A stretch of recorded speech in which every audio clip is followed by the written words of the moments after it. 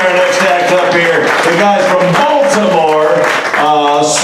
He calls himself, I don't know what this means, I think we're in for trouble, a certified forensic humorist. Let's bring him up here, ladies and gentlemen. G.D. Fenderson! Come on up here.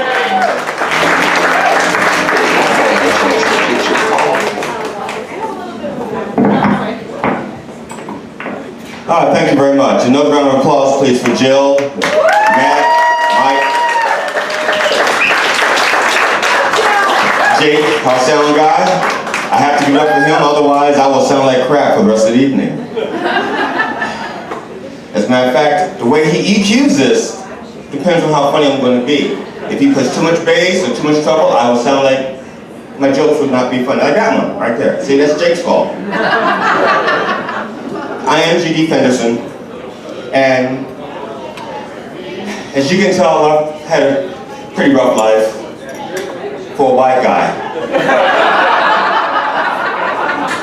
But for a black guy, it's been awesome. My car's paid off. I have an LLC. And now for those of you who are not familiar with business jargon, LLC means little loan cash. I am a professional comedian. As from the Latin, profess, to openly proclaim, and chenal, like in shit, no, I ain't got no money. I just told you I had an LLC. Now, I have a good marriage. I have a great wife, but I have a good marriage. Now, the reason being is that, well, to be honest, my wife has a thinking problem. Now, it's not so bad when we're out together thinking, and it's not so bad when she's out with her friends thinking. But like right now, I am here, and she's at home alone, thinking. Yeah, there's nothing worse than a thunk who thinks alone.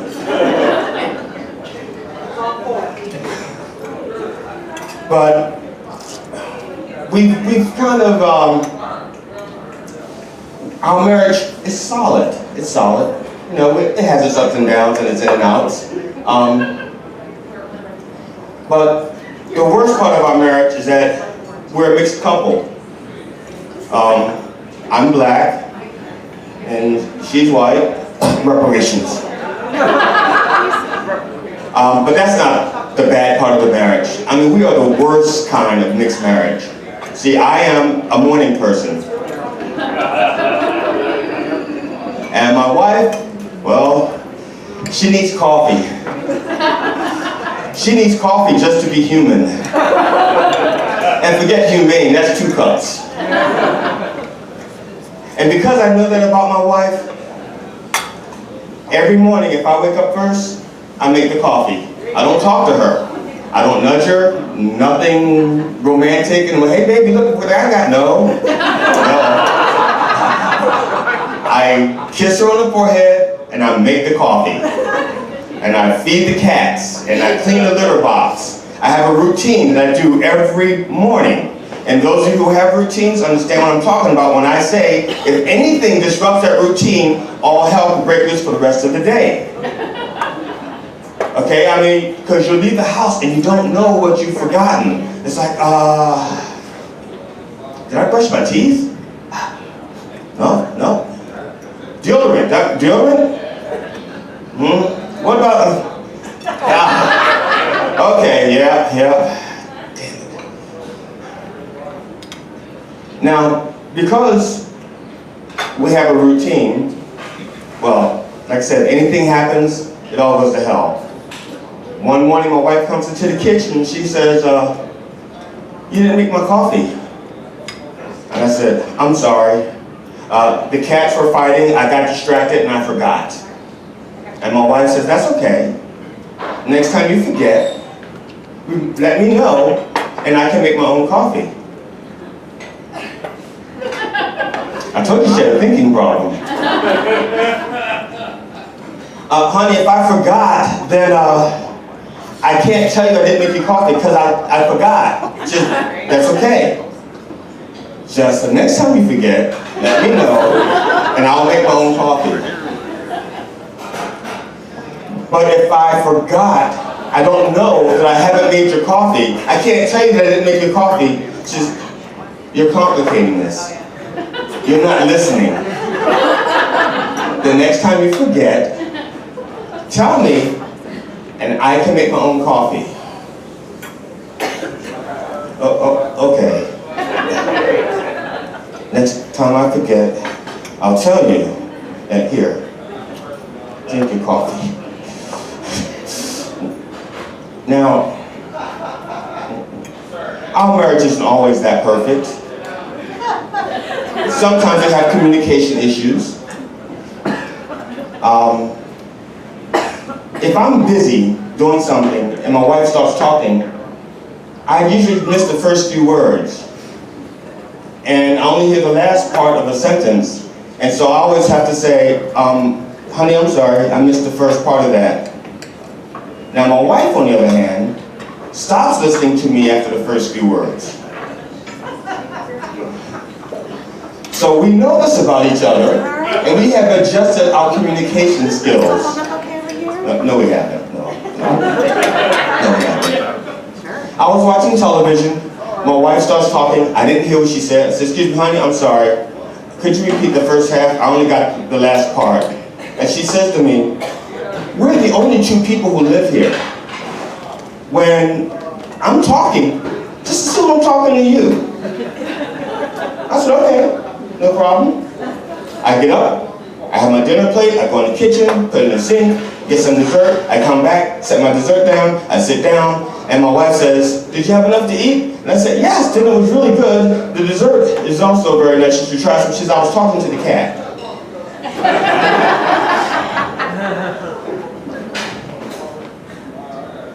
There are only two of us living here, two of them.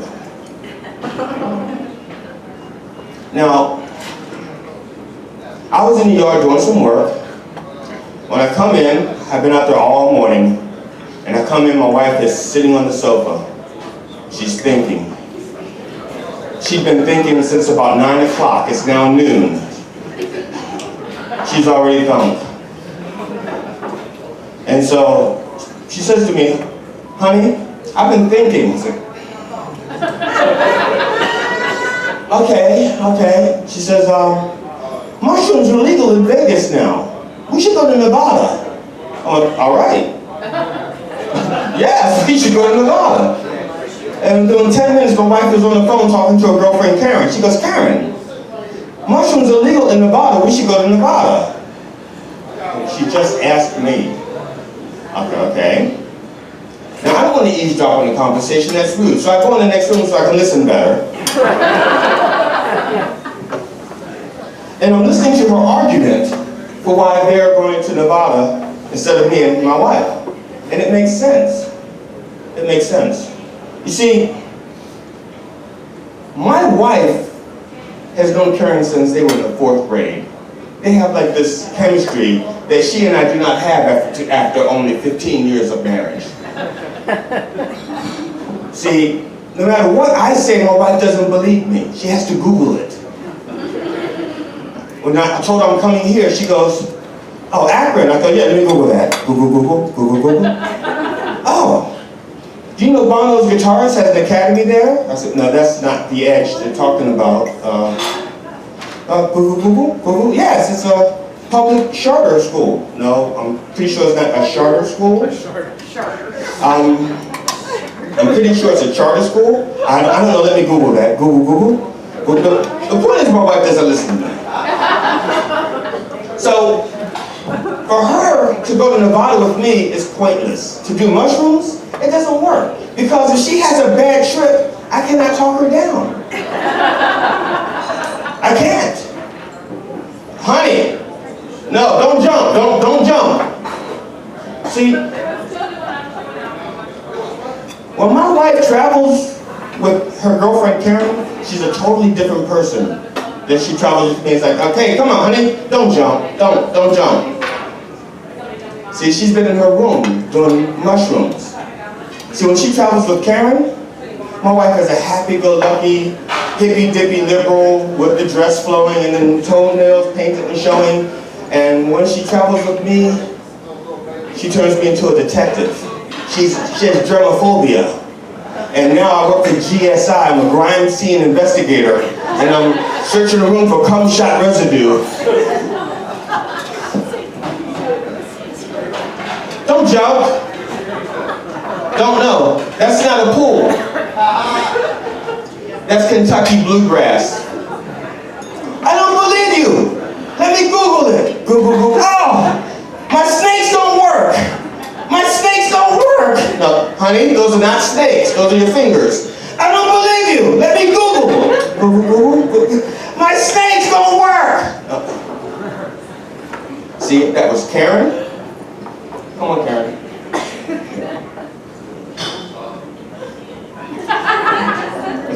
She doesn't wear her hair like that. Carol, don't jump. I know you can make it from there and you'll hit the middle of the pool. I know you can do it. I watched you. But if you jump, your snakes will drown. It's okay. They're water snakes. You're right. I'm sorry. I didn't see the watermarks. You're right. Those are water snakes. But if you jump, this is a public pool. The kids have been peeing in it all day. Oh my God, Karen, you're right. I can see the pee.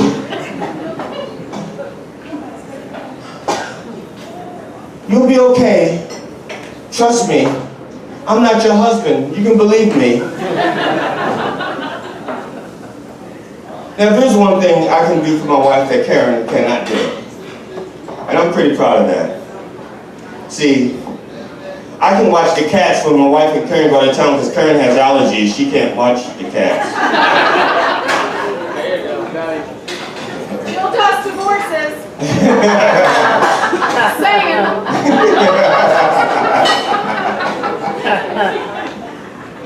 Now, I recently went to the doctor for a follow-up appointment for my knee. I had replacement knee surgery. Because I have a decent job, I didn't have to come out of pocket. Otherwise, I had to do it myself. And you guys probably have no idea what it's like to try to find replacement parts for a 1959 black man.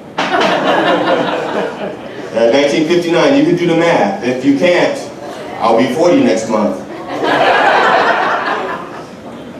Some of you are thinking, oh, black don't crack. You're right. But my wife is breaking me. So I go to the doctor. He checks me out and says, well, your cholesterol's too high, you have too much sugar, you're overweight, you're slowly eating yourself to death. And I was so depressed that when I left there, I went to Burger King. I got a chicken sandwich, French fries, and a Dr. Pepper, because Dr. Pepper appreciates me.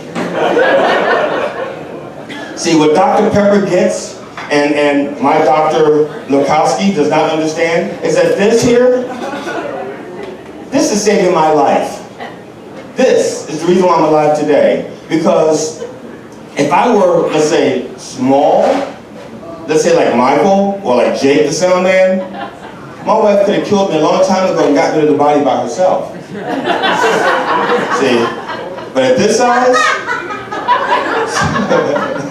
somebody's been plotting. At this size, my wife needs help. She can't do it by herself. And friends don't always keep their mouths shut. Friends may have to testify against you in a court of law. And as Stormy Daniel has proved, friends could cost $130,000 for their silence. My wife doesn't have that kind of money, or those kinds of friends. But if I come home and she has a friend, let's say a new friend, a new skinny friend, who's sitting in the corner with her, then I'll be in trouble, because I know the point, and the plan will be for the two of them to kill me, and to get rid of the body. And then my wife could kill her little skinny friend by herself. And get rid of that body. And when the police say, Mrs. Fenderson, are you sure you have no idea where your husband is? And she could look him right in the eye and go, he's probably with that skinny bitch.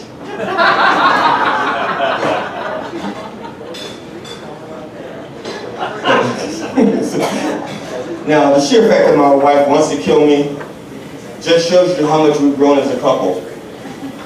See, in the beginning, my wife said to me, promise me you won't die first, because I don't think I can live without you. Yeah, sweet and naive. But see, she's grown so much, she's willing to try to live without me now. See, that's progress. I'm so proud of her. So, I don't like making promises, but that's one promise I did make to my wife, that I would not die first. And if for some reason my doctor says, GD, you have 6 months to live. My wife has 5.5. It's not murder, it's a promise. What kind of man do you think I am? I keep my promises, but I expect we'll be together for a long time. We're both too old to break in another husband or wife. We can't do it. And besides, we have a lot in common. We like the same types of TV shows, we like the same types of movies, we have the same political bent, so to speak, for the most part. And we were in bed watching a movie on AMC, it has commercials. One of the commercials was for bladder leakage. It was little liners. And my wife looked at me and she says, "You can get you some of those?" I said, "No, those are for bladder leakage." She goes, "I know." I said, "There's nothing wrong with my bladder. My bladder doesn't leak. It's my penis." Give me a bladder liner for that. Stupid. She's got a serious thinking problem. So we're watching the movie, and I can't remember the name of the movie, but the woman comes in from the bedroom, and she's half naked, and she lays across the bed, and she pretends to be dead. The husband gets her out, and they start having really good commercial TV sex. Really good commercial TV sex. And my wife says to me, "I can do that if you want." I smell a trap. I said, "No. What makes you think I want you to do it on a Wednesday? I gotta work tomorrow. I gotta get up early. I gotta feed the cats. I gotta make your coffee. God forbid I forget to make your coffee. Besides, where was this cooperation when I was young enough to do what I really wanted to do in bed?" She says, "Well, I'm just saying we can do anything you want." It's like, no, we can't. I mean, when I was younger, sure, yeah, give it a shot, but no. Now I'm older. I mean, I could pull something out pulling something out.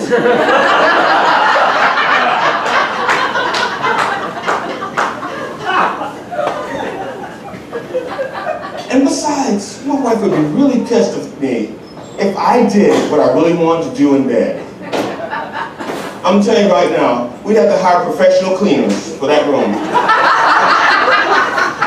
The walls would be stained, the sheets would be stained, the headboard would be stained, the ceiling would be stained. Because when I eat spaghetti in bed, sauce, place, all over the place. Whatever I want. I don't usually do this, and I'm sorry, look for Chris. I usually don't, how am I for time? I don't usually ask this. One finger? One finger. Okay. Okay, this will be about 1 minute and 30 seconds. You good with that? That's a finger and a half. I think we'll let it go. Okay, cool. I just need to know. Because when I'm off alone, I'm not aware of my race or my gender or anything. I'm just happy to be alive. And I like to do that in the park. And I go to the park to feed the ducks, and I get there one day, and there's a little kid out there, and he's feeding the ducks. And I said, "Hi." And he looked at me and he started laughing. And he pointed at the duck and he goes, "Quack." So his father says, "I'm sorry, we're from Germany, my son does not speak English." Well, to be honest, I only know a few German words. I know Wiedersehen, I know Schnell, I know nothing. And I know Hogan.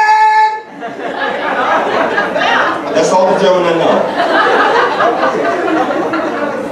So the kid laughs at me, and I figured out why. Do you know what "hi" means in German? Anybody? It means shark. So that kid is thinking, he thinks that's a shark. Are chicken the only birds that black people know about? But I'm sorry, there's so much that should be universal, okay? Shark should be a universal word. You shouldn't be at the beach and somebody else, "Hi!" and you go, "Hi! Hi!" You know, "Hi! Schnell! Schnell!" He thinks my name is Schnell. "Hi! Hi!" Dun-dun.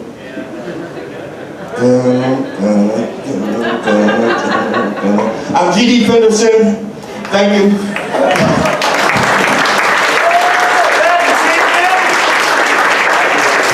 J.D.